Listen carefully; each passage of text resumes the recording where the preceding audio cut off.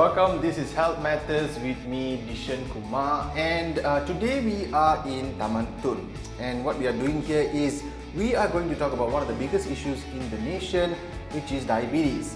Now, we are at Metabolic Healthcare Solutions, and this clinic is specifically designed to actually get patients off their medication, or type 2 diabetes patients off their medication. So join me in today's episode as we talk about how to handle diabetes.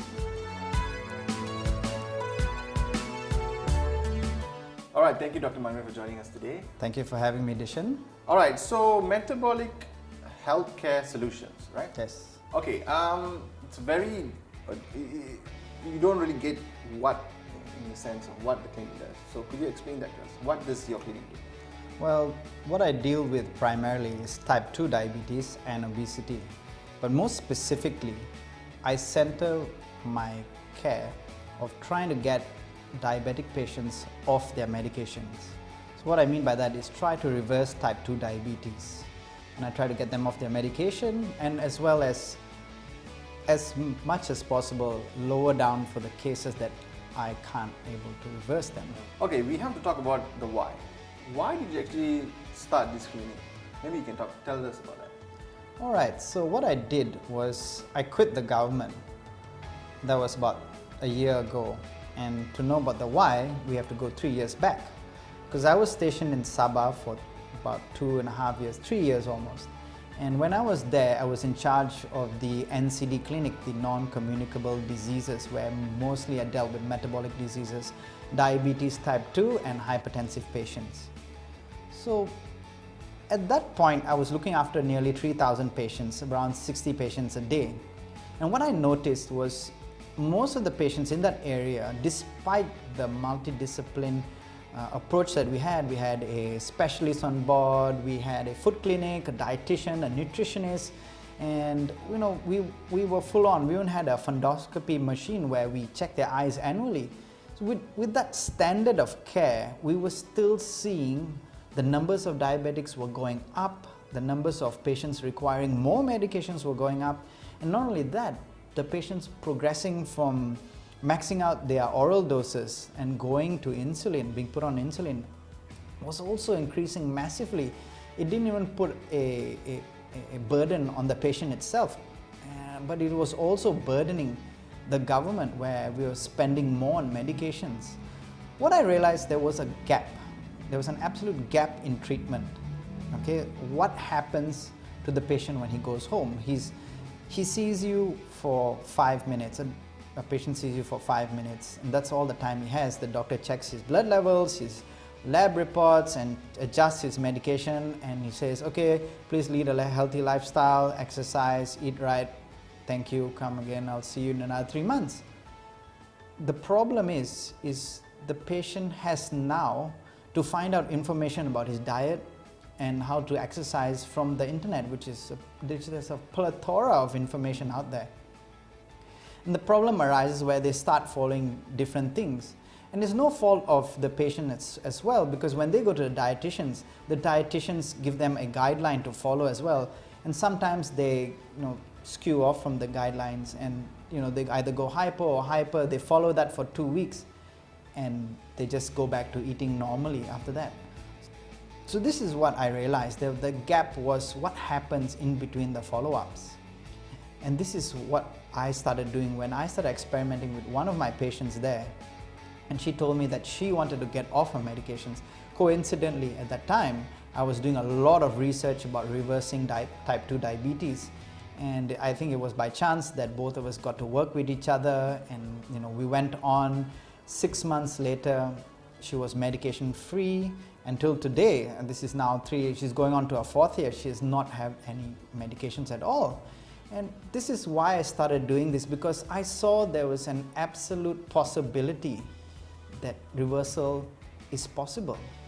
And also there were no guidelines on how to reverse diabetes. No one was doing it. I thought to myself, this is definitely something that we need, all right? Getting patients to get off their medications and treating the disease itself, but not the symptoms, which is the blood sugar levels, the disease, which is the insulin insensitivity. So this is why I started doing it. This is why I opened up this place. All right, and the type of treatments that you offer, what are the type? Because you say that you are trying to make your patients get off medicine, get off the medication. So the type of treatments that your clinic offers. Okay, so what I do is I deal with these patients very holistically, and it is also very individualized. What I mean by that is medical nutritional therapy, okay, MNT, which I get the patient to follow a certain regime, and we change their diet, we change their lifestyle, and week on week we monitor them. We try to see how much of medications we can remove. It's very data driven. I see their blood sugar points, and I also do a blood test before and after the program. So within the 5 months, we see how far we can push it, and that's how I do things. All right, and the whole topic, the whole issue of diabetes in the country, based on your opinion, what do you think, why is it so prevalent in Malaysia? Okay, well, it is a multifactorial problem, and I think the media, the healthcare, and everyone tends to put the blame on the Malaysians as a whole, that we eat too much and we love food too much. And the first question is, every time we see each other, it's like, hey, sudah makan belum? Have you eaten? You know, we center our culture around food. That is true. But also we have to look at the bigger picture about our food guidelines. What have we been fed all this while? Because our food guidelines have been almost the same. The food pyramid is severely outdated. It came out in the 70s, and we're still using that now. And we have definitely changed the way we've been eating for the past few years. And there is a disconnect, and there's also a huge amount of carbs, foods that have sugars inside, and when we're consuming those are also very highly addictive. Becomes a vicious cycle. And that's what it's not, you know, us as a problem. It's also the food that we're consuming, and unknowingly consuming those foods as making us addicted to them, and this whole lifestyle, it's just a cycle that we are falling into a trap, actually. All right, and talking about that, like, people know certain foods are bad for them. Malaysian people know. When I go to a mamak shop and I order nasi goreng or maggi goreng and things like that, it's bad for me, it's oily, the carb content is high. But then you have this attitude where people really don't care. I'm going to eat what I want. And how do you actually handle that? Do you see that in your patients, and has that changed the don't care attitude of Malaysians? Okay, well, this is a very interesting problem to tackle. Most of my patients, when they come in, of course, they've been eating everything and anything under the sun, and getting them off these foods is a challenge. But what I do is we change their behaviors and their attitudes towards the food they eat. Because essentially they already have a relationship with the food they've been eating. And when I educate my patients on what this food do to you, all right, internally, all right, what hormones gets released, if you have a high amount of carbs in your body, high amount of insulin gets released, and insulin is a hormone that brings the sugar into the cell and be used as energy. But not only that, they understand that insulin is also a fat storage hormone, and the higher of that insulin is being produced that is being produced by your body, because of the high carb content, you are storing fat more than you are burning. Okay, so when I give them this idea, this little a light bulb starts clicking in their head, and it's like, okay, I know what this food does to me. It's very different from saying that, Dishen, you cannot eat this food. This is bad for you. You know it's bad for you, but you don't know why it's bad for you. When my patients get to understand that aha moment, and it's like, okay, if I do this, this is going to raise, that's going to happen to me, this is not going to be burnt, this is going to be stored, do I really want that? And what happens is you create mindfulness. when you create mindfulness, there's no longer the notion of a patient going, anyone going to a food stall or a chap fan or going for nasi padang or whatever, that you're standing in line. It doesn't become autopilot anymore when you pile on things on your plate. You know, there is a sense of responsibility, accountability, and mindfulness. So the patient gets absolutely focused on what they should put into their bodies. So that changes. It's not the don't care attitude, it's probably more of the don't know attitude. Yeah, so that's what I think that could be the possible problem here.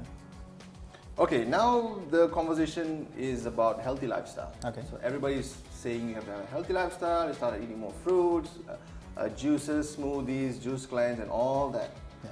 I would just like to know that the healthy lifestyle seems to be focused more on the people who actually can afford it. And we have to talk about that, because even me personally, seeing that certain things, if I want to get a smoothie or a juice, it's not cheap.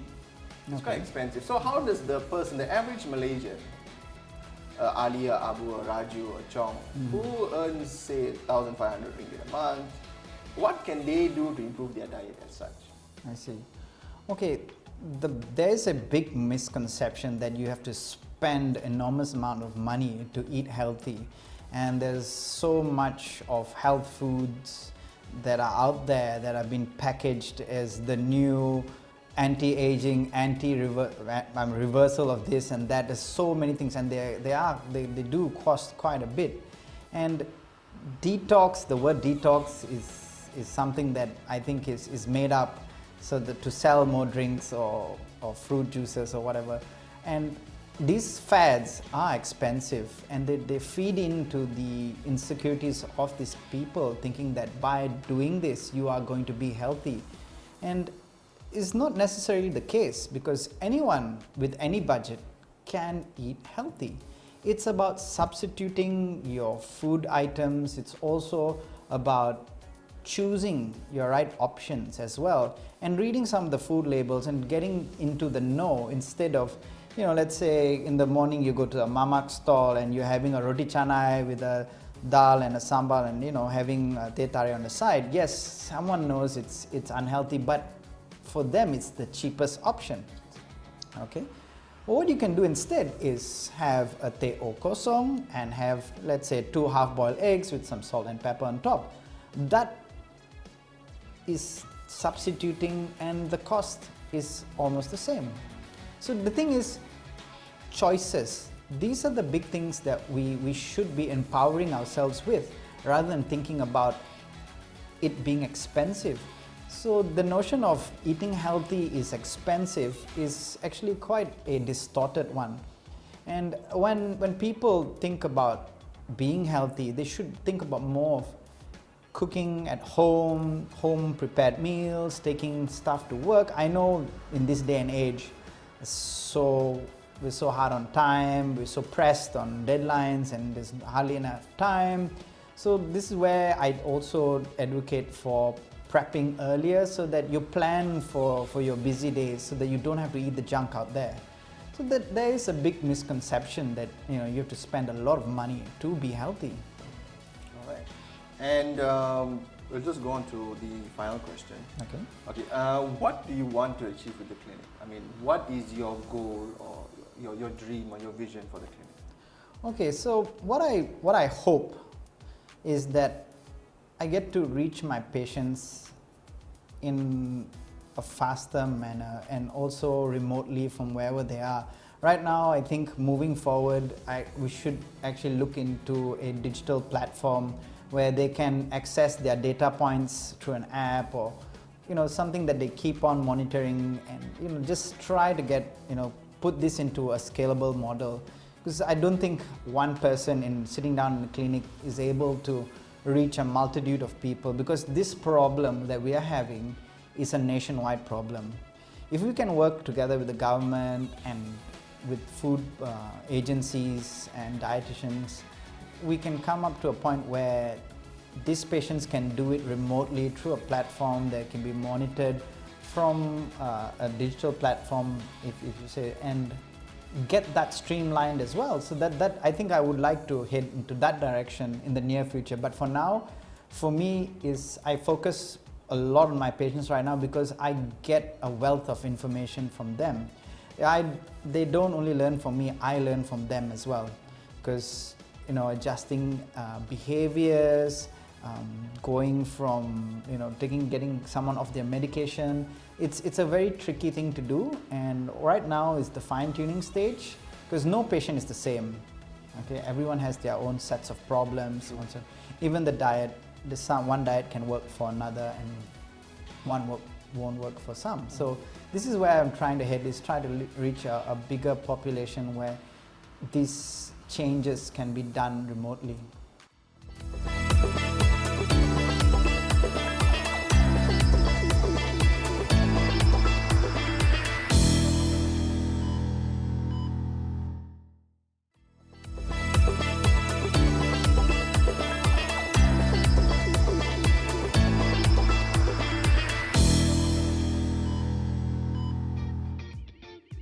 Alright, welcome back. This is Health Matters with me, Dishen Kumar. And earlier we were talking to Dr Manvir on metabolic healthcare and the diabetes issue in Malaysia. And now we have set up a small experiment just to show whether the average Malaysian knows how much of carbs in the form of sugar cubes that they have in this breakfast meal as such. Yes. Yep. Alright, so what do we have, Dr Manvir?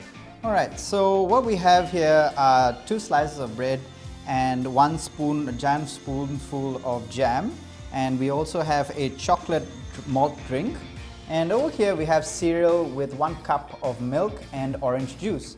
So for each cube will represent 5 grams of carbs. So your task is now to guess in each of these food items how much carbs there are and how much of energy will be released in the form of these sugar cubes. So just have a wild guess on how much these are. So we'll start off with this. Yep.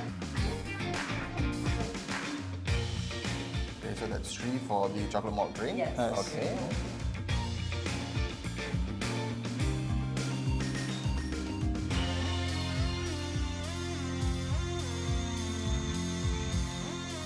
And 5 for the bread with jam. Alright. Just for the 2 slices of white bread, there are actually 6 sugar cubes. Okay. And as for 1 tablespoon of jam, there's actually 3 sugar cubes. So together you have around 9 just for this plate alone. And it depends on how you make this chocolate drink. If you have the 3-in-1 sachets, 1 sachet is close to 5 cubes. 1 sachet, okay. Yes. Or if you go to the mamak stores and all that, it depends. It varies around 4 or 5, depends on the sweetness level you ask for.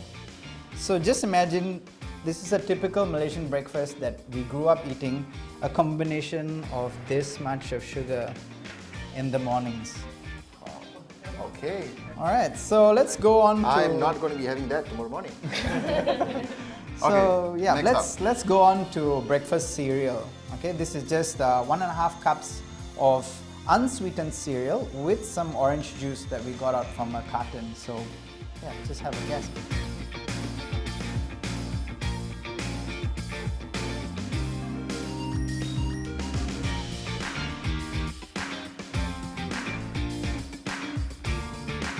Well, cereal, yeah, it makes sense because technically it's healthy. The thing about this is it's a very simple carbohydrate, right? There's very little fiber in this actually.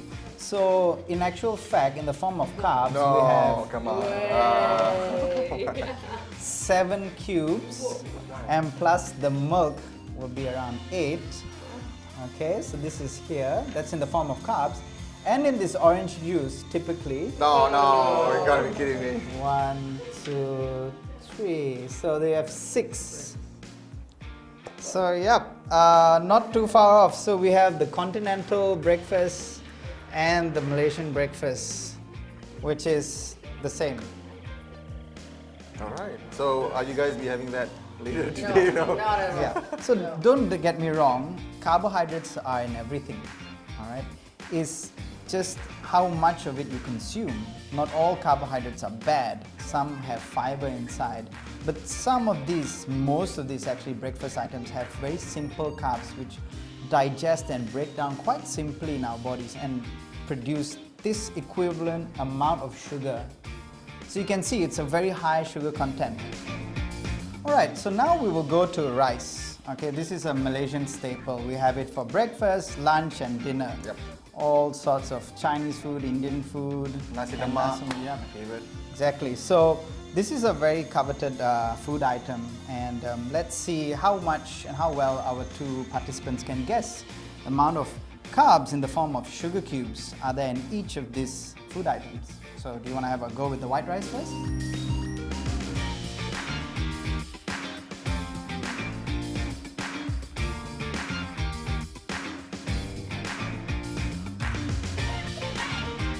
Good. Four. All right. Okay. And how about you? Have a guess? This is brown rice, right? Yes. We'll see what the doctor says.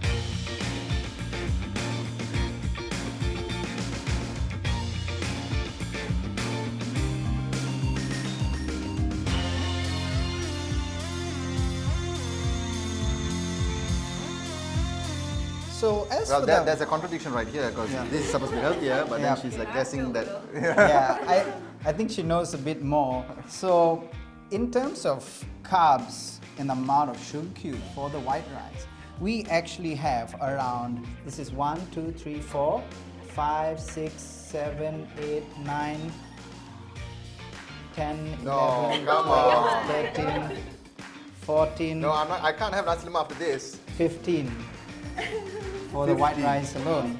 Okay, so It's okay, that's 15 and this is 11. well, I'm just going to add plus 12, 13, 14.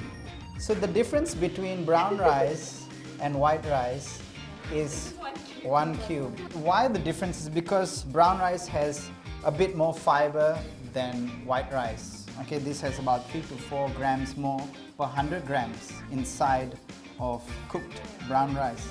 And if you see the difference, of course, for a patient who's diabetic or trying to lose weight, this has a lower glycemic index. What I mean by lower glycemic index is it does not raise your blood sugars as high as white rice does.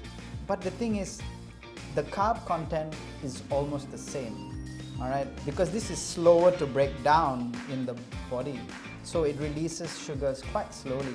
At the end of the day, But the amount of sugar is almost the same. yes, it's almost the same.